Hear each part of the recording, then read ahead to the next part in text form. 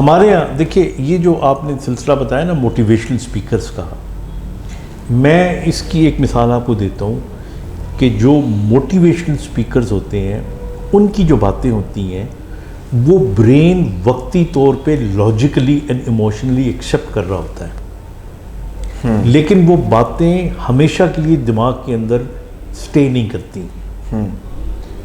Motivational speaker की बजाय जो इंस्पिरेशनल स्पीकर होते हैं उनकी बातें दिमाग में स्टे करती हैं।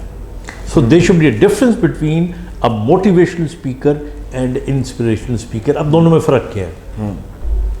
मोटिवेशनल स्पीकर क्या करता है कि वो एक किताब पढ़ता है, उसके अंदर लिखा होता है कि खुशी के 3 तरीके, मेहनत के 5 उसूल, वो उनको ट्रांसलेट करता है और वो आगे लोगों को सुना देता है कि जो खुश रहने के ये तरीके हैं, फलाने करने के ये तरीके हैं, उसमें तालियां बज जाती हैं, कुछ मिसालें आ जाती हैं। ऐसे ही होता है ना। बिल्कुल। और कुछ अच्छा उसको ऑथेंटिसिटी देने के लिए कुछ सहाबा की मिसालें दे दी, कुछ अपना टीपू सुल्तान की मिसाल दे दी, 5-6 कैरेक्टर मिले हुए हैं और उसके बाद आप वो कर देते हैं। वो लॉजिकली इमोशनली वो बिक जाता है मामला, लेकिन that does not change your personality. इसीलिए आजकल मोटिवेशनल बहुत ज़्यादा है और पर्सनैलिटीज। बिल्कुल। आपको जो चेंज करते हैं जो लोग, वो इंस्पिरेशनल स्पीकर हैं। अब बाय एग्जांपल वो कौन है इंस्पिरेशनल स्पीकर? मिसाल के तौर पे वो शख्स जिसने जिंदगी में कुछ करके दिखाया हो और फिर वो कहे कि देखो मैं कुछ भी नहीं था, अब मैं ये बनाऊं, मैं इस तरह बनाऊं, मेरे ये चंद एक उसूल थे जो किताबों में नहीं लिखे हुए, उन उसूलों को अब रियाज मलिक है, उसको लोग अच्छा कहेंगे बुरा कहेंगे, मतलब आई डोंट नो, लेकिन ये तो तयशुदा बात है ना एग्जांपल उसने एक बहुत बड़ी एम्पायर बना ली, उसने करके दिखाया। और वो साफ कहता है, वो कहता है जब तक फाइल को पहिए नहीं लगेंगे तो पाकिस्तान में फाइल की। अब जाहिर है कि फाइल को पहिए लगाना कोई अच्छी बात तो नहीं है, लेकिन व्हाटएवर इट इज, जो भी है वो कर रहा एक हकीकत तो है ना, जीरो से उठ के वो। हाँ बिल्कुल।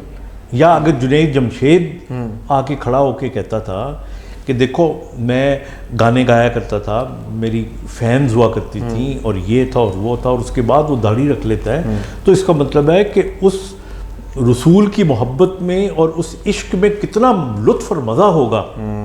बिल्कुल। कि मेरा दिल चाहेगा कि आप अपना पैशन अगर हाँ कि इसको, तो दिस इज व्हाट पूरी दुनिया में जिन लोगों ने लोगों के माइंड चेंज किए वो इंस्पिरेशनल स्पीकर्स होते हैं। एक आदमी ये काम नहीं कर सकता, दुनिया नहीं कर सकती, उसने करके दिखा दिया। वो अगर कोई बात कहेगा तो उसके अंदर ताकत होगी, उसके अंदर वजन होगा।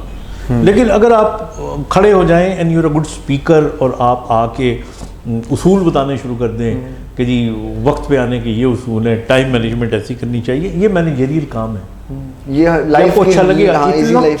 बिल्कुल।